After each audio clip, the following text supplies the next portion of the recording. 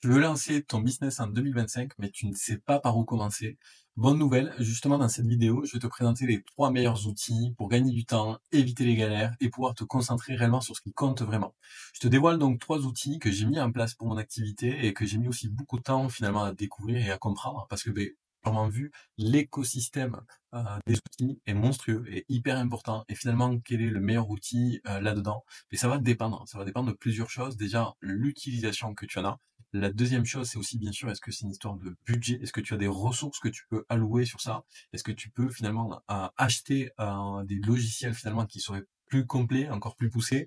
Et un dernier, finalement, surtout et avant tout, l'objectif. Qu'est-ce que tu attends précisément de cet outil? On va commencer aujourd'hui avec un premier outil, c'est Scale. Donc c'est un outil qui est assez complet parce qu'en fait, finalement, il va permettre de cibler, de comprendre à qui est-ce qu'on a affaire, de pouvoir commencer à générer des bases de données, de mettre en place ce qu'on appelle une pipeline, finalement un peu une recette, une méthode pour pouvoir prospecter de manière qualitative, mais aussi donc du coup entamer la partie multicanal, sa campagne multicanal, c'est-à-dire comment on va venir séquencer, comment on va venir prospecter, comment on va venir parler finalement à nos leads, à nos prospects. Et enfin, prochainement, il y aura même une partie hyper intéressante qui est la prospection avec l'intelligence artificielle, qu'on voit de plus en plus souvent et qui permet, par exemple, de commencer à prendre contact avec vos clients, de savoir si c'est réellement eux que vous aurez au téléphone avant même de le faire vous-même. C'est-à-dire qu'en fait, la prospection intelligence artificielle, là où elle est très pertinente, c'est si elle peut vous permettre de gagner du temps. Donc comment ça fonctionne? En fait, c'est très simple. Quand vous êtes sur la plateforme, vous allez avoir une interface qui est très minimaliste, et dans celle-ci, vous avez la possibilité donc de cibler, c'est-à-dire que vous pouvez rentrer une URL par exemple de votre client, et grâce à l'intelligence artificielle, grâce aux mentions légales, grâce à différentes informations, l'outil sera en capacité de venir identifier quel est le type de prospect que vous cherchez finalement, à qui vous cherchez à entrer en contact plutôt, avec qui vous cherchez à entrer en contact. Et donc, à partir de là aussi, vous trouvez des cibles similaires. Et ça, c'est vraiment super. Vous avez deux solutions de le faire systématiquement, hein. Ou vous répondez aux questions, et donc là, c'est plutôt manuel, ou vous le faites grâce à l'intelligence artificielle, et là, c'est elle qui va analyser suffisamment pour identifier les prospects qui répondront le plus à vos critères. Grâce à ça, par la suite, vous pourrez donc du coup commencer à cibler, à générer des bases de données. Et donc, ça fonctionne toujours très basiquement. Vous allez rentrer un mot-clé. Donc, dans notre cas, par exemple, si on rentre plombier ici, je pourrais, si je le souhaite, rentrer aussi une localisation. Dans mon cas, je vais faire vraiment très simple. Ça me lance une recherche sur Google. J'ai que à faire un copier-coller des résultats de Google. Donc, je peux tout sélectionner. Et quand j'ai tout copié, je reviens sur ScaleUp et ici, justement, c'est marqué coller les résultats. Grâce à ça, maintenant, ça y est, je peux extraire et j'obtiens donc du coup quelques emails très facilement avec surtout les numéros de téléphone. C'est surtout ça qui va nous intéresser pour pouvoir lancer de la prospection téléphonique, par exemple. Si je le souhaite, l'outil me permettra même de vérifier mes données et cela vraiment de manière très très facile. Donc si je vous refais la démo et que je sélectionne tous les éléments sur la première page, je devrais avoir un peu plus de leads normalement, puisque si je fais extraire, on passe à 53 leads, donc 53 contacts. Comme vous pouvez le voir, ça m'a pris quelques secondes. Et grâce à ça, je vais récupérer les emails qui sont rattachés à des sites internet sur des mots-clés très précis. Donc vraiment une méthode très basique, mais qui est très pertinente pour aller chercher les informations les plus actuelles euh, et pouvoir aussi donc du coup identifier des cibles sur des mots-clés très nichés, très précis. Attention, très important, toujours pareil, la RGPD, bien sûr, quand c'est des cas, par exemple des contacts particuliers, il ne faut pas les contacter, il faut avoir une validation, on va dire, en amont, et donc il ne faut prospecter que dans le cas du B2B. Cette vidéo ne sert que pour les personnes, finalement, qui souhaitent faire de la prospection en B2B. Autre chose aussi, un email, et c'est pas parce que finalement il est sur Google qu'il est bon déjà, ou qu'il peut être utilisé à votre guise. Donc il y a quand même toujours pareil, la RGPD qui entre en jeu, et surtout ce que je vous conseille aussi, c'est de vérifier vos données. Donc là c'est marqué, c'est-à-dire de vérifier que cet email est toujours existant afin que vous puissiez l'utiliser dans votre prospection.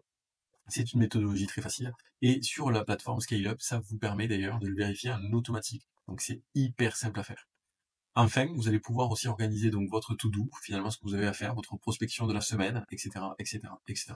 Donc ScaleUp, c'est un super outil qui est encore en version bêta, donc soyez indulgents parce que la version finale va sortir en février-mars, sur laquelle justement il y aura encore de nombreuses mises à jour et ça vous permettra de générer encore énormément plus de leads.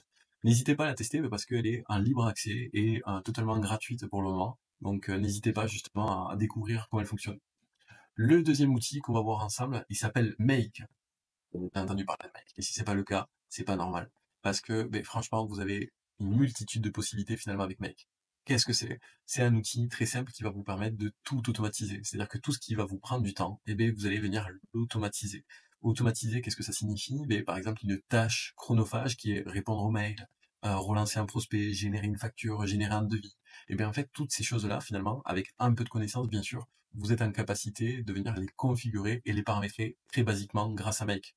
C'est vraiment un super outil. Il existe plein d'alternatives. Alors, il y en a qui seront plus fans de N8N, d'autres qui vont préférer Automa, Zapier. Il y a vraiment un écosystème assez important. Pour ma part, je préfère Make pour la simple et bonne raison que c'est encore plus simple de prise en main, que j'ai déjà déployé aussi encore une fois Make chez moi à l'entreprise et donc je ne vais pas tout refaire. Et puis, je trouve que leur budget, leurs tarifs restent très compétitifs et donc finalement, ça me va super bien. Il y a aussi tout un écosystème qui est déjà pré-intégré, donc vous n'avez pas besoin finalement de tout configurer systématiquement. En fait, c'est toutes les applications que vous pouvez voir ici.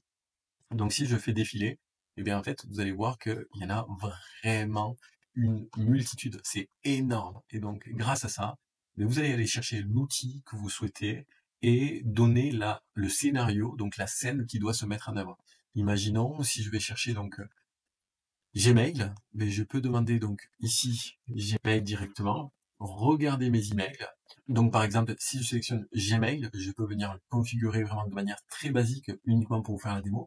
Je peux derrière le connecter à des outils tels que DeepSeek, c'est très en vogue en ce moment, tout le monde en parle, c'est une alternative donc à ChatGPT hyper puissante qui fonctionne super bien, et particulièrement j'aime beaucoup DeepSeek sur la partie rédactionnelle, donc tout ce qui va concerner justement la partie écriture, et donc Gmail. Sinon, si vous êtes déjà habitué à ChatGPT, toujours pareil, vous pouvez donc du coup venir connecter à ChatGPT. Et grâce à ça, vous allez générer un prompt. Donc, qu'est-ce qu'il doit faire? Dans notre cas, on a dit regarde les emails. Grâce à ça, prépare donc du coup un début de réponse. Attention, début de réponse.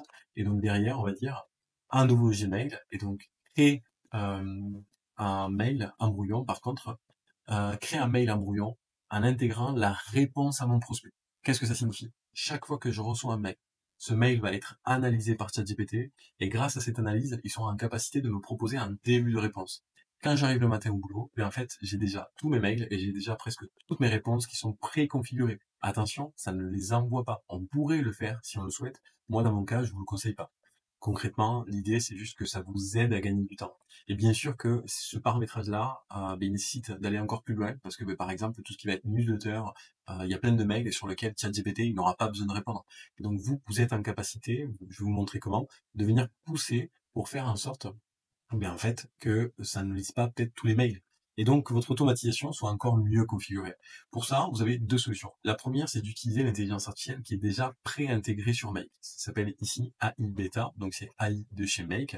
Et donc, vous pouvez éditer le scénario en lui donnant un prompt. Donc, dans notre cas, on a dit, lis uniquement certains emails et prépare-moi un début de réponse adapté.